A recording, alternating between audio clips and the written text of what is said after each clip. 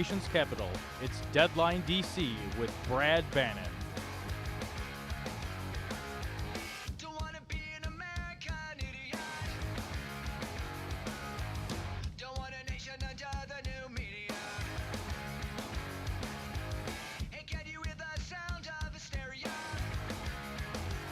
Welcome to Deadline DC with Brad Bannon.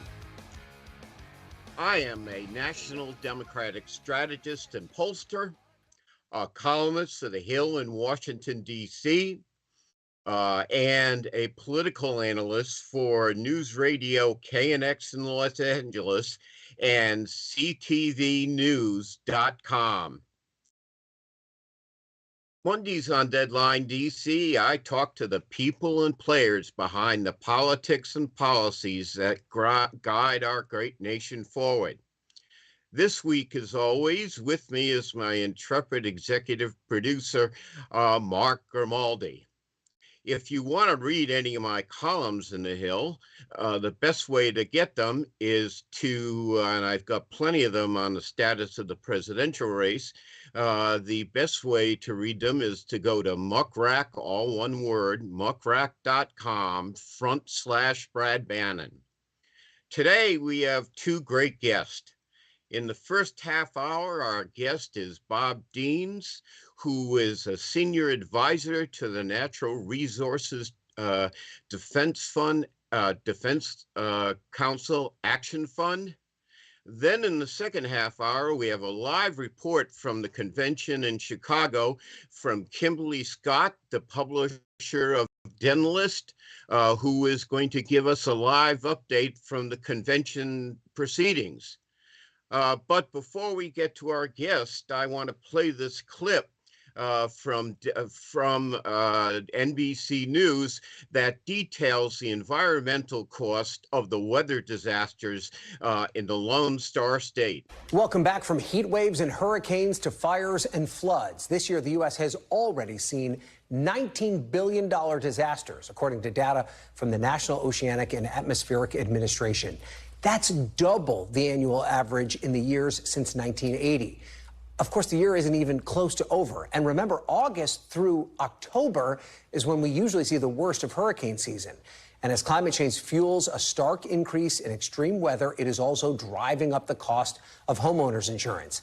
In recent decades, Texas has seen more billion-dollar disasters than any other state, causing the price of homeowners insurance premiums there to skyrocket. Scott Friedman, senior investigative reporter at NBC's owned station in Dallas-Fort Worth, has more. Take your tornado precautions, get as low as you can. There's no doubt destructive weather, 4 tornadoes took lives and destroyed homes and businesses, is part of living in DFW. Along the hardest hit streets, not a home is untouched. The devastation is widespread here. Melinda Clifton has seen hail take out her roof 3 times in 2 decades. Homeowners insurance paid her claims, but then came a bill that hit like a hurricane. $8,800. for 1 year. The year before, Clifton paid about $2,600 for homeowners insurance. Now the insurance company wanted more than 3 times that amount. What did you think when you saw that number? I said it's an unimaginable number. I don't understand it. With insurance increasing her house payment by hundreds of dollars a month, she questioned if she could afford to stay. I thought, am I going to have to sell my home? The home I raised my children in. Clifton's not the only one stunned by sky-high rates. NBC5 Investigates analyzed new data from the Texas Department of Insurance. We discovered last year alone, Texas homeowners insurance companies asked the state to approve double-digit rate increases more than 150 times. So far this year, they've asked for 74 more. One company requested a 73% increase. And the number of double-digit increase requests has gone up 560% since 2014. How long can Texas consumers hang on in an environment like that?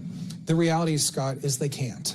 If these rates keep skyrocketing like this, we're going to see a big impact all across the housing market. Ware Wendell heads a nonpartisan consumer group that advocates for lower rates. We are in the midst of an insurance crisis in the state of Texas and actually all across the country. That was a report from NBC News about the skyrocketing cost of home insurance driven by the weather disasters that come from climate change. One of the biggest issues we're facing in this presidential election year is the problem of climate change and the billions of dollars it's cost American consumers. We're going to tonight, it's interesting, at the Democratic National Convention, the president, Joe Biden, is going to speak, and it's a good time to remember his legacy. His legacy includes groundbreaking new laws to fight climate change. And we're going to he's going to talk about that. But we're going to we're going to play this clip from MSNBC's Joy Reid called Project 2025, Guts Environmental Protection for Environmental Greed. We'll talk more about that. We're going to, at some point, have to take a break, but we're, one of the concerns that I have about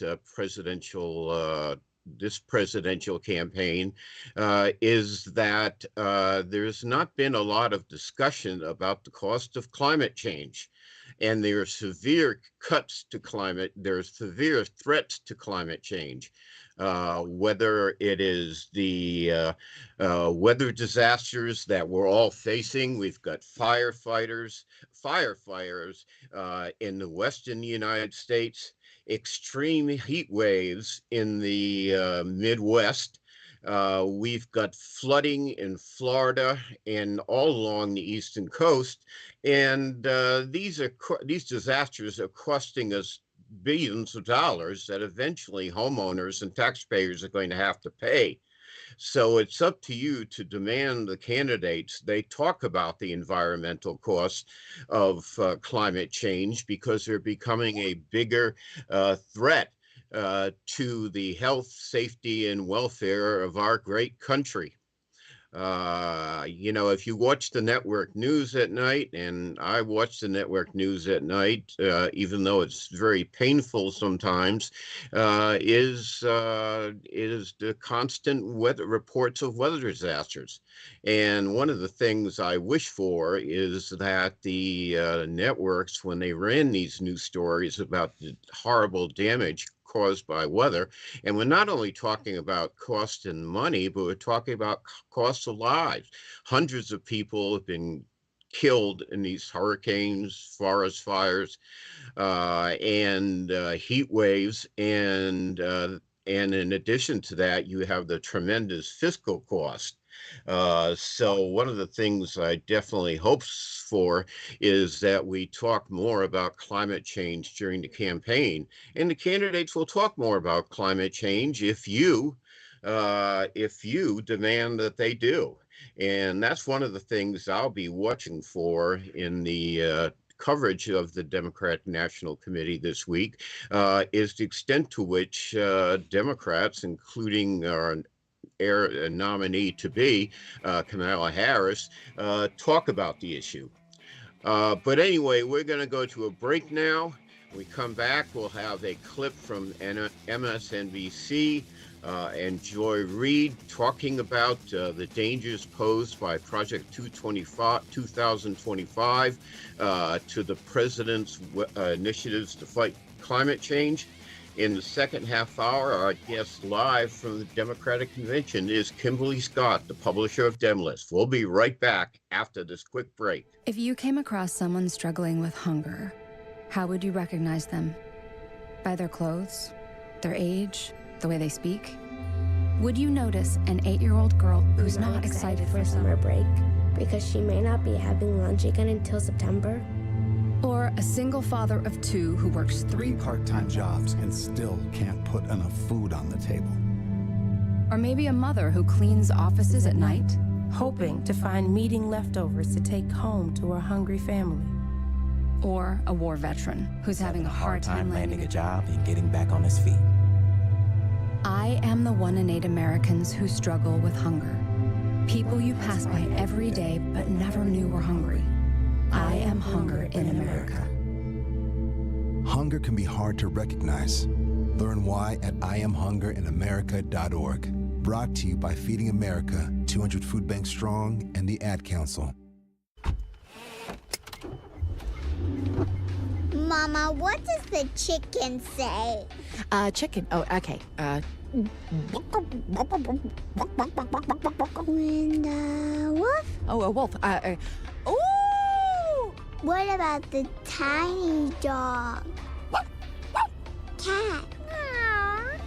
Owl? Dolphin? What does the turkey say? Whale? Yeah, whale sound. Do the giraffe. Giraffe, really? Okay. Giraffe. Giraffe. You're not going to get it all right. Just make sure you nail the big stuff, like making sure your kids are buckled correctly in the right seat for their age and size. Get it right. Visit NHTSA.gov/the right seat. Brought to you by the National. I'm Rick Smith, and this is Labor History in 2. On this day in labor history, the year was 1997. That was the day that a strike by the Teamsters Union against UPS ended with a victory for the union. The strike had started 15 days earlier. More than 180,000 UPS workers participated in the action. It was the first nationwide strike by UPS workers. At the time, UPS delivered 80% of all packages in the United States. The company, known for its signature brown trucks, delivered 12 million packages a day. The key issue of the strike was that the company increasingly relied on part-time workers. The insecurities of part-time work were growing not just at UPS, but for workers in industries all across the country. The strike settlement came with the union winning its core issues. The company agreed to convert 10,000 part-time jobs to full-time positions over the course of the next 5 years. The victory was significant for the U.S. labor movement. The 1980s and 1990s saw new attacks on labor unions and working people, starting with President Ronald Reagan's breaking of the Air Traffic Controller Union strike in 1981. The UPS victory in a national strike with broad rank-and-file support encouraged working people beyond the Teamsters Union. Announcing the settlement of the strike, ABC News anchor Peter Jennings declared, quote, "It's been the most dramatic confrontation between industry and organized labor in 2 decades. Teamsters President Ron Carey said, quote, "It's what this country needs. Decent jobs, a chance for the dream, a chance to purchase a home, a chance to bring your children up properly, a chance to send them to college. Enough is enough, and it's about time that people start fighting back on this." Labor History in 2 brought to you by the Illinois Labor History Society and The Rick Smith Show.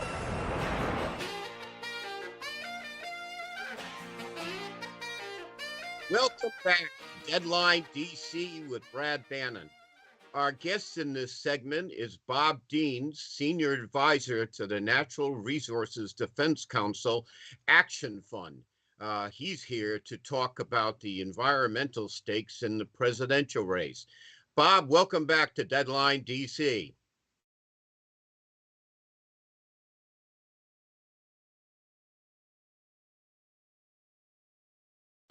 Bob, more often than not, I make a case to watch the network news shows every evening, despite how painful it is sometimes.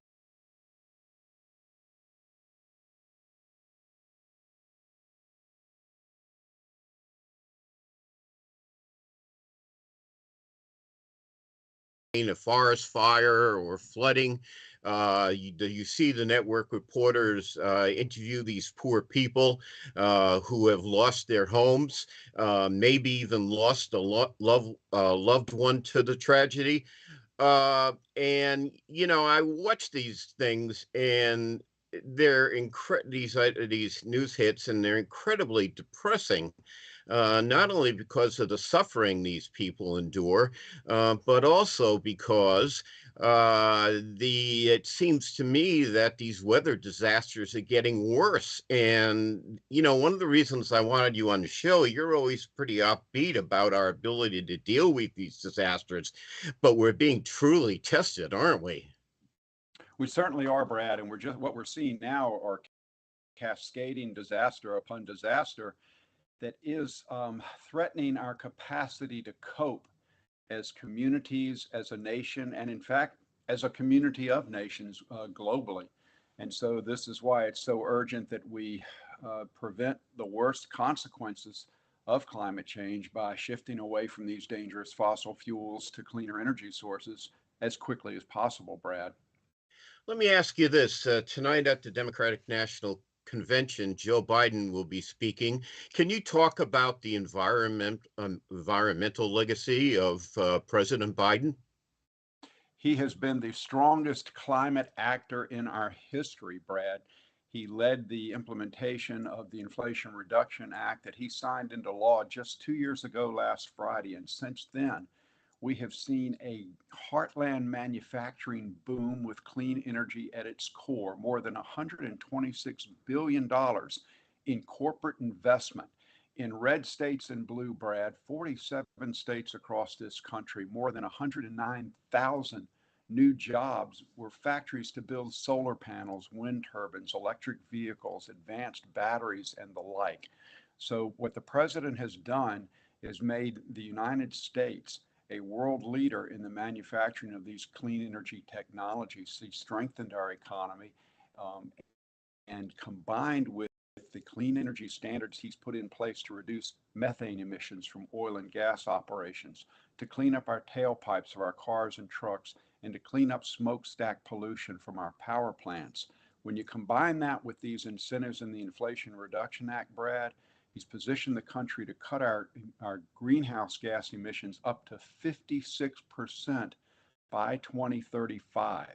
So we're moving in the right direction. There's a lot more work to be done, but this president leaves behind the strongest climate action in history. He has also helped to prepare Vice President Harris to pick up and build on this progress from day one in her presidency. Remember, she cast the tie-breaking vote that ensured passage of the Inflation Reduction Act in the Senate 2 years ago this month.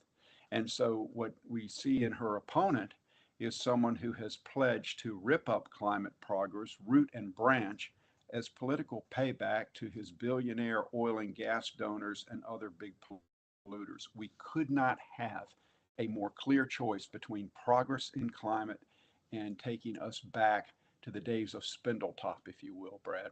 Now, that brings me to my next question, Bob. Tell us, there's a well-publicized document called, designed by the Heritage Foundation, that called Project 2025, which would undo a lot of the environmental work that President Biden has accomplished in the 3.5 years of his presidency.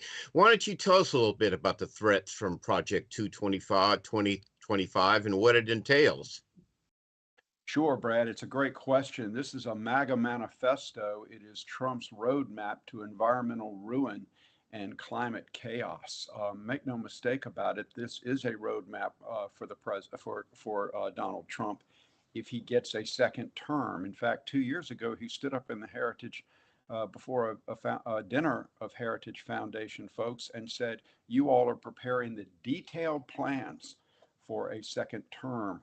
And so there's no mistaking this, even though now it's such a dark vision that even Trump is trying to hide the ball from the public, pretending he's never heard of it. Complete and utter nonsense. And here's what it would do. It starts by gutting the most professional civil service in world history, taking out some 50,000 top government experts, people who are experts, Brad, on science, medicine, economics, the people who protect our food, our drugs, our environment, our public health, worker safety, taking these people and eliminating them and replacing them with Trump lackeys, people who've pledged their allegiance to Donald Trump personally. So that's where it starts. It makes the Environmental Protection Agency public enemy number one. it would hobble that agency in its critical mission to protect the environment and public health. And then from there, it would go about eviscerating these kinds of standards and incentives we've been talking about. Remember, this successful Inflation Reduction Act that we talked about, not a single member of Trump's party in the House or Senate voted for that. And they have voted 42 times since it was enacted to repeal it completely or just water it down.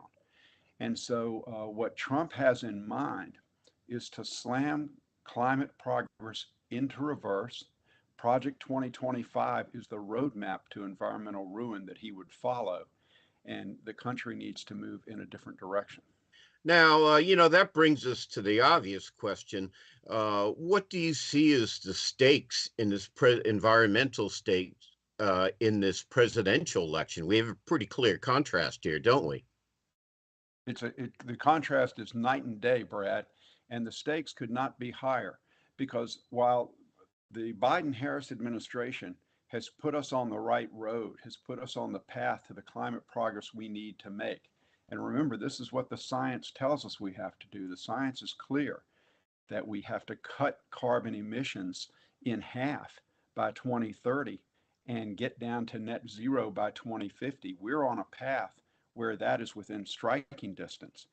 If Trump comes in and is able to repeal these common sense clean energy standards we've been talking about, is able to roll back some of the climate progress, clean energy progress we're talking about, is able to cede to our overseas rivals this global clean energy market worth $1.8 trillion a year, that will set us back at exactly the time we need to move forward.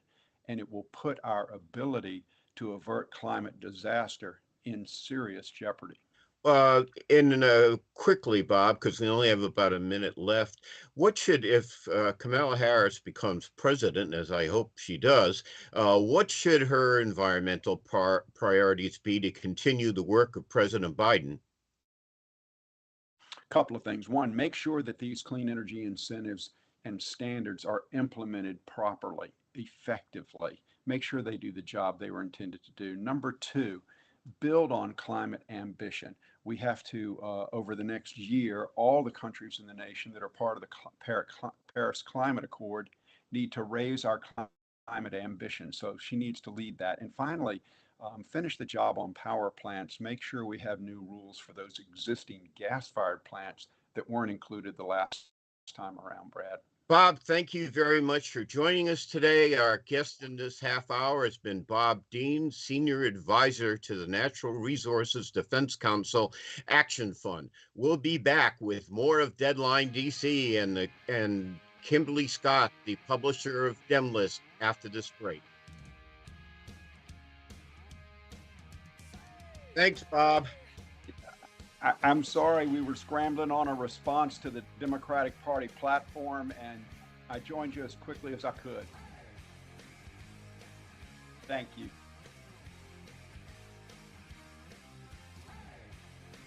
Thanks for your understanding. Thanks, Bob. Great, Brad. Great interview. Thank you. Yes, sir. Bye-bye. You too.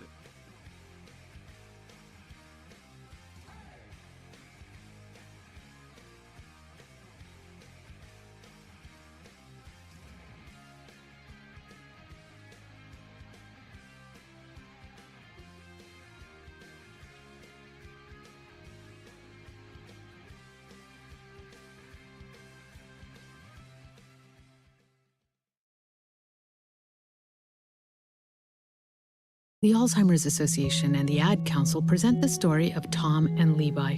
Tom is the smartest man I know.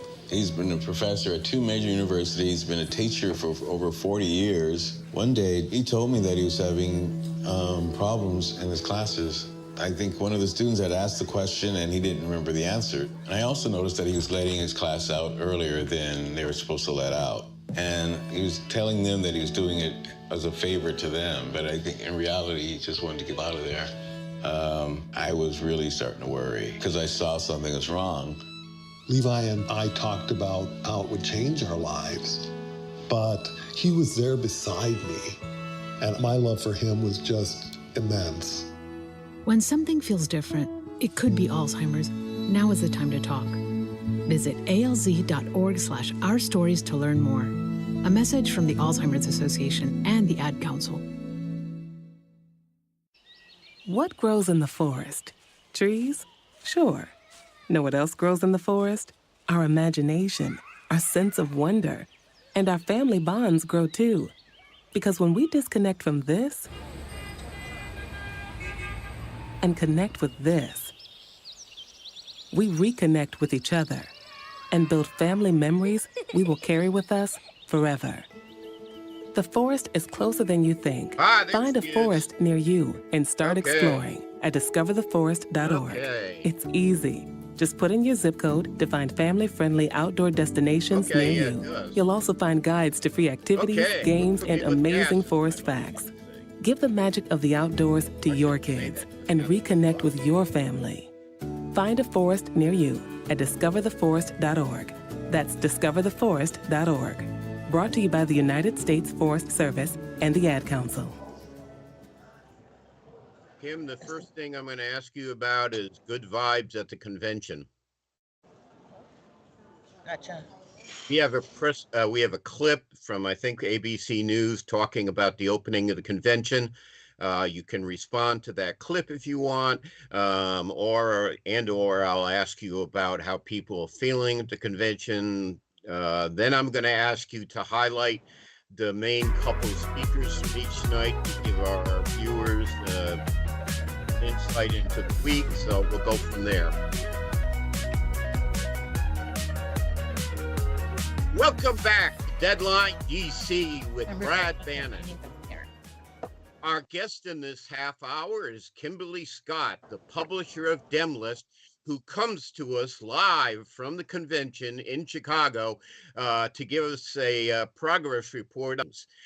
Before we bring Kim on, though, we're going to play this clip from ABC News talking about the opening of the convention. This morning, more than 50,000 people, 5,000 delegates, and some of the biggest names in the party's politics are descending here on Chicago to rally behind the new candidate in this race, Vice President Kamala Harris. The theme of the convention, for the people, for the future, with speeches expected from Barack and Michelle Obama, as well as Bill and Hillary Clinton. But today, President Biden will give the primetime address, a handoff to his own vice president just weeks after he dropped out of the race. Since then, the dynamics in this race have shifted, Harris gaining momentum. I very much consider us the underdog. We have a lot of work to do to earn the vote of the American people. Trump's running mate Ohio Senator J.D. Vance dismissing it all as a honeymoon period. Kamala Harris got a bit of a sugar high a couple of weeks ago. Trump has struggled to adjust to the new Democratic ticket, even some of his closest allies practically begging him to stay on message. His policies are good for America,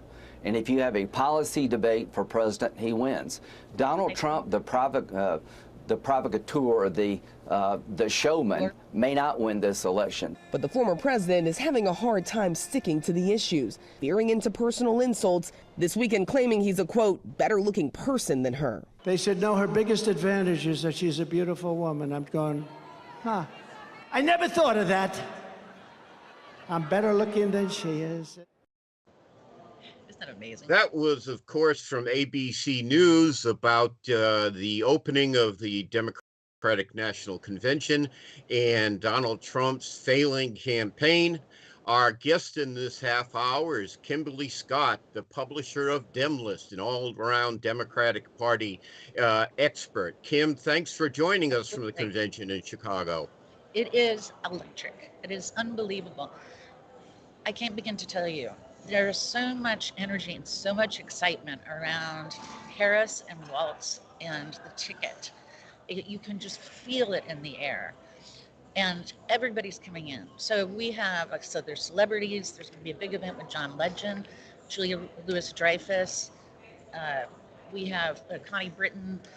There's a host of celebrities who are here. Everybody wants to be a part of it. So for each night of the convention. That's why we have you on today, Kim. So you're a part of it. So DemList does the convention calendar.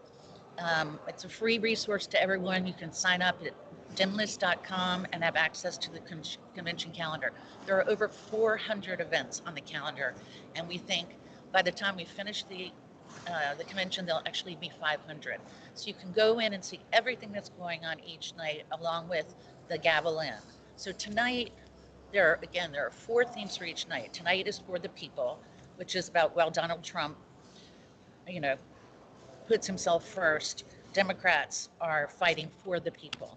This will be President Biden's probably one of the most significant points in his career, and an ability to reach the people and tell them why he thinks Kamala Harris is going to be an excellent vice president.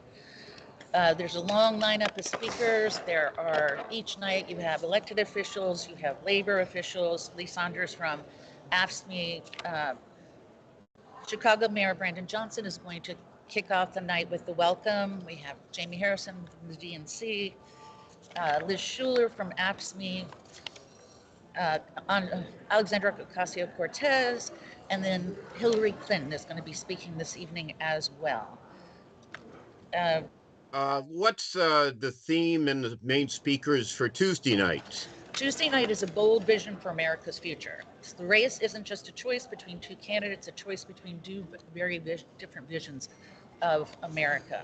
And in that night, tomorrow night, will be Governor J.B. Pritzker, Illinois Governor J.B. Pritzker, will be doing the welcoming remarks. Then former President Obama will come on, along with First Lady Michelle Obama, probably still the most popular person in the country. Second Gentleman Doug Emhoff. And then they'll do the roll call. So the DNC already has had their vote. They had to have it in advance for different reasons.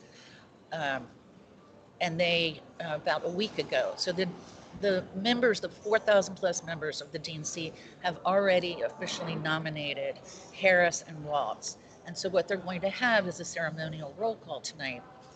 And so you still get the feel of that and the excitement of them accepting the nomination. Let me ask you a couple of questions here. First, if for our viewers and listeners who want to follow the convention proceedings, how do they get access to the DemList calendar? Again, you just go to www.demlist.com. I can actually show you. I know we don't normally do things, but this is the calendar. So today there are at least 40 events, and it goes through the night. It'll tell you where the speakers are, how to access things. Most of the events are actually closed, but it's about being on the calendar and be a part of this incredibly historic event. But it doesn't matter where you go. I am at the Marriott Marquis, which is one of the host hotels, and where staff, allied groups are here, and some of labor. The delegates are all spread across 8 different hotels, a little more condensed, I think, originally for security purposes. And then the perimeter is now unset. There was a softer perimeter, now we're in the hard perimeter. The protests are going on. They're not as large as originally expected. Originally, people were saying 40,000. It's now been adjusted to about 20. And they are and this is all on the calendar as well. And what we've sent out, there is a map where they are outside the perimeter. It was something that was negotiated with the city. They actually tried to sue the city to come in closer. And so that will be going on in that area throughout the convention. They started yesterday, but it's really been peaceful. There haven't been any problems. It's and I think respectful, and so it's not the fear that anybody expected that we're so concerned. What's on the agenda for Wednesday night? Okay, Wednesday night. Wednesday night is a fight for our freedoms. Vice President Harris has spent her entire career fighting for Americans' freedom. So the speakers are going to be former President Bill Clinton. There's been a lot of events around Clinton today. There is a big Clinton reunion for the administration. There's also a Biden reunion. Pelosi is Speaker Emeritus. Nancy Pelosi is going to speak. Transportation Secretary Pete Buttigieg, and then Governor Tim Walz will deliver his presidential acceptance speech. And then each night, aside from what's on so the gavel comes in each night. It's like 5:15. Tomorrow will be, I think, 5:30. It goes a little bit later. The program will go to about 11 o'clock. And then there's a host of parties. Post gavel, they'll go on till 3 o'clock in the morning. And I I can't express to you the excitement that's here. It's like a different energy. I don't know that any of us expected this when Biden stepped aside, but it's evident in the millions of dollars that have been raised. Thousands and thousands of new volunteers in every state, and particularly battleground states, because we know that there are really 7 states that will come down to how we win this race, how Democrats win this race. Let me ask you this question. Well, first of all, an observation. You can see the energy in the national polls. Last week, I saw a couple of national polls that measured enthusiasm among voters. And at this point, Democrats are actually more enthusiastic about Kamala Harris's candidacy than Republicans are about Donald Trump's, which leads me to problem. It seems to me as a political observer, Harris has got off to a rip-roaring start. Within a day or 24 hours of President Biden stepping aside, she raised millions of dollars, secured her hold on the Democratic nomination, and later on, she made a very popular vice presidential pick in Tim Walz. All that Donald Trump got from his convention was a lousy J.D. Vance T-shirt. And I'm glad to see that the enthusiasm is reflected in the convention proceedings. The other thing I wanted to ask you, Kim, is all this time while Kamala Harris has been picking up steam, Donald Trump has been leaking steam. He's been horrible, and he's made a few press conferences. He's not really campaigning. He was on X with Elon Musk. He did a disastrous press conference, hunkered down in his Mar-a-Lago bunker. What's the problem with Trump? The rambling. Well, we've always known this, but I think it's affecting him. I think he knows that he's going to lose. I mean, the one press conference where he talked about windmills and hundreds of birds dying. I mean, I think Republicans are desperate to try to keep him on message, but as we know, that's impossible. During the Republican convention, he had an opportunity after the assassination attempt to show people that he was a new man.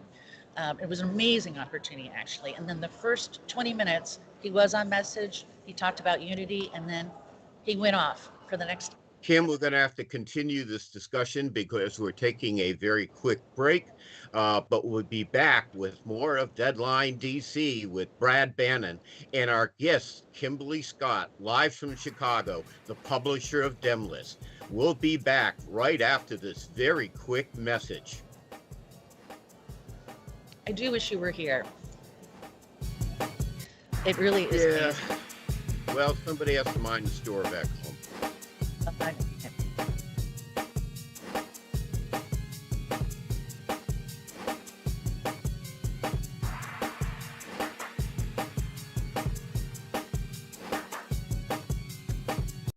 There are a ton of social networking websites, but one stands. Welcome back to Deadline DC with Brad Bannon. Our guest in this half hour is the publisher of DemList, Kimberly Scott, who's coming to us live from the Democratic National Convention in Chicago.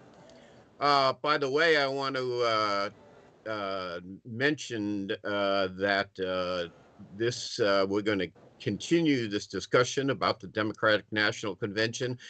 Kim, what's the big festivities or Thursday night when Kamala Harris gives her acceptance speech? What do we expect to hear from the newly minted Democratic nominee? And we just talked before about that there's a theme for each night. Thursdays is our future. And so it's America can't afford to put Donald Trump back in the White House before a second Trump term could even be more dangerous and more extreme than the first one. So let's see. I can't even. Every night it's like packed with speakers, celebrities. So Harris will basically close out the convention on Thursday night with her acceptance speech for the nomination. I should say the convention itself The convention center is unprecedented in its design. They've never had anything like this. There is also a platform for the first time in history for influencers, content creators. And so there are actually 200 selected content creators in a specific platform so they can get a 360-degree view of the convention, but to reach people, particularly younger generation, online on social media, and let them experience it as it's happening from a very unique position. And you have let me ask you this, Kim. When the vice president gives her acceptance speech Thursday night, do you think she'll break new ground and go, set some differences between her and President Biden, or is it just going to be a speech where she reaffirms her commitment to continue Joe Biden's good work? Well, the thing is that, she really has been a partner in this administration. She is has always been a little more in the background. And so a lot of America is really just getting to know her. And from my perspective, she's a new person. I mean, I look at her differently now. The energy that comes out, she is all over the place. And then this dynamic between Waltz and Harris is perfect. I mean, they just are symbiotic. Waltz was a perfect choice. He was a teacher for 20 years, a coach, a veteran, a medal honoring veteran, in sharp contrast to J.D. Vance.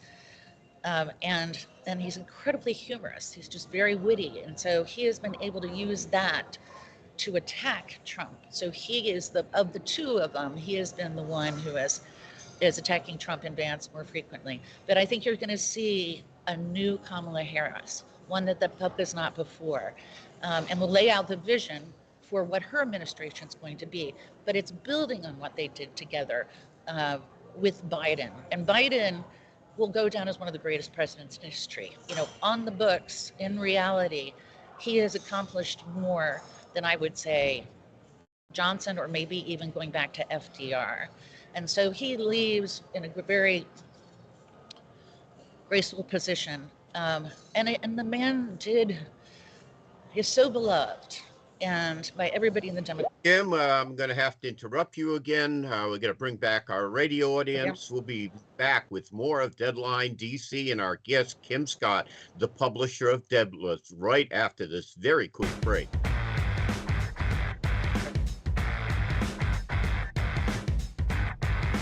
Welcome back to Deadline DC with Brad Bannon. And I want to remind our radio listeners who just rejoined us after a short break that if you want to watch us as well as listen to us, you can watch us at twitter.com/Brad Bannon, on facebook.com/Deadline DC with Brad Bannon, /videos. Kim, this is my assessment where we are at the presidential race. Our ticket, the Democratic campaign was in the doldrums until about 6 weeks ago. Kamala Harris came along and quickly rejuvenated it. And one of the reasons why I think she's been so successful is she's been very aggressive dealing with Trump. And sometimes I thought President Biden, he was not aggressive enough, and she is much more aggressive, which I think is badly needed. Now, I think Trump is having a hard time reacting to this big change. He's been, very slow-footed since Harris became the potential nominee. And because of that, there's been a big swing in the national polls, whereas Joe Biden was running several points behind Trump in the battleground states, which are really the only states that count in the Electoral College. Harris now is basically running a very close race to Trump in the battleground states. Now, the question, my observation is, I think at some point Trump's going to regain his footing because Republicans are telling him he's spending too much time airing political grievances instead of talking about issues that Americans care about. And my guess is at some point he comes back hitting very hard. And my question is Vice President Harris ready to deal with the inevitable Trump onslaught? You know, I question whether he actually will come back. So there's so much pressure on him now by all of the Republican leadership. He always has to stay on message. And he has not adhered to that at all. And so I don't know, quite honestly, if that's going to actually happen. But if it is, Harris and Walz are absolutely prepared for it. This is a much more dynamic campaign. They have been aggressive from the beginning. The first speech when Walz did in Philadelphia by himself, he attacked Trump right off the bat and Vance. He's really the perfect foil, and he's played that role very well. But she is, you can see the enthusiasm. You know, she is, and there's only actually 1 year difference between the two of them. But she has, I think she's been aggressive in her criticisms of Trump, but she really has also stayed the message of the accomplishments of what they've done for the last 4 years and what they're going to do in the next 4 years.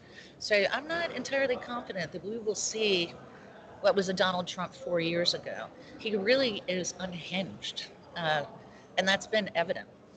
And I think J.D. Vance is trying to compensate for some of that, but it's ended up to be a very, very poor choice for Trump's vice president. He really needed someone more solid, more experienced.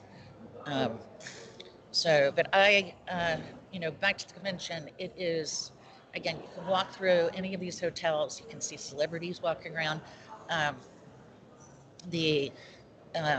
And then people have, when they get in, you have to have a credential. So there are different levels of credentials. You have, this is actually the arena, all highlighted by colors. And so that's also a scramble. You know, you see people exchanging credentials for this or this. You know, we will actually be on the floor tonight. DemList will be, and we'll be posting pictures and messages on social media. We'll also be sending out at least 2 columns today to update on people on everything that's going on. But I think, and this is a beautifully produced show, Steven Spielberg has actually been a consultant to this.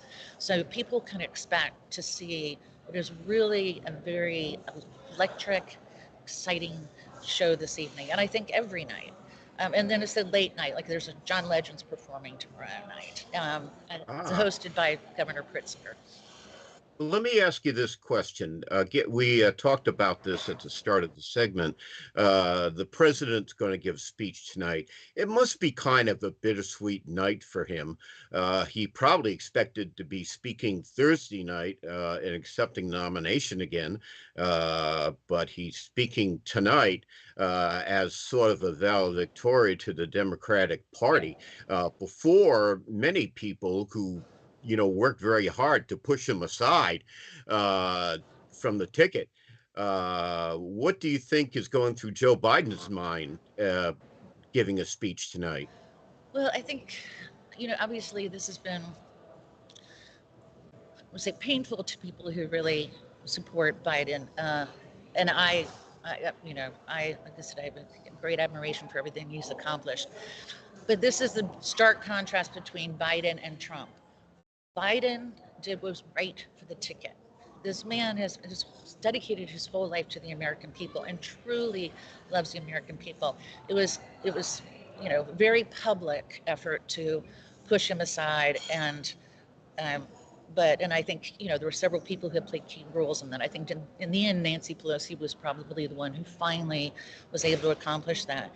But once he made that decision, once he sacrificed for the American people, then, I think that is something that, he now knows he's taking on a different role. This will be all about passing on the torch to the next generation and talking about Kamala Harris and Walz and what a great ticket they are and what they're going to do for the voters once they're in the White House. So I think you're going to see that. I think he'll be obviously very eloquent, but it will all be about the American people and the Democratic Party and the leadership that is going to be a part of the new White House. Okay, let's switch to another topic. I lived in Minnesota for 3 years when I went to grad school at the University of Minnesota. Go Gophers! Go Golden Gophers! And when I was there, I learned about the expression Minnesota nice. And I think of that when I see Tim Walz, our newly minted vice presidential nominee. What has Tim Walz brought to the ticket? Well, they've been a nice balance. Anytime you pick the vice president, you're not several priorities. One, the dynamic between the two people. That is essential. You know, you have to be comfortable with them. You have to know that, secondly, that it's someone who is going to compliment you and compliment your talents, your experience. And Walz, again, I think is a perfect choice. He is very gregarious. He's extremely witty. He's got a tremendous background, and he have together, the two of them, you can see like they're really enjoying this, you know, and then has no inhibitions whatsoever about attacking Trump or Vance, and he's been very successful in that. So we put out something a week ago of all the Tim Walz little expressions, and you know, he's the perfect dad. People looked at that, but he has the experience, and governors are the best presidents, actually, because they have been an administrator. They have governed, they have been responsible for line items in a budget. So that's a very important background to bring to the ticket. Yeah, and I think he's been a great addition. By the way, you have some breaking news. Former Congressman George Santos pleaded guilty to 2 felonies in a federal fraud case today. So we won't have him to worry about anymore. Now, if he could only, maybe he'll get a cell with Donald Trump after the election is over. You know, and I don't know what the latest developments are on Trump's case, but he's been successful in having all of these postponed. I mean, this has been impeached twice. We're talking dozens of felony counts. A rapist. And yet the Republican Party has chosen him to represent them. And that, I think, will be reflected in the voting public. We will win this election. Yep. Kim, I'm sorry, that's all the time we have today on Deadline DC with Brad Bannon. I want to thank Kimberly Scott, the publisher of DemList, who joined us live from the Democratic National Convention in Chicago. I also want to thank Bob Deans, the senior advisor to the Natural Resources Defense Council Action Fund, and of course, my crackjack executive producer, Mark Grimaldi. We'll be back with more of Deadline DC next Monday. Until then, stand tall and stay strong in these troubled and turbulent times. And go to DemList.com for everything that's going on at the convention and a list of over 400 events. Thank you very much, Kim, for your time. Enjoy the convention. Oh, I absolutely will. Good. Good for you.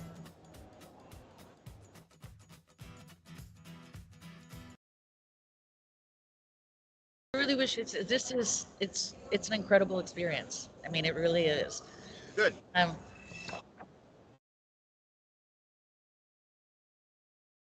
Yeah, it is. Great.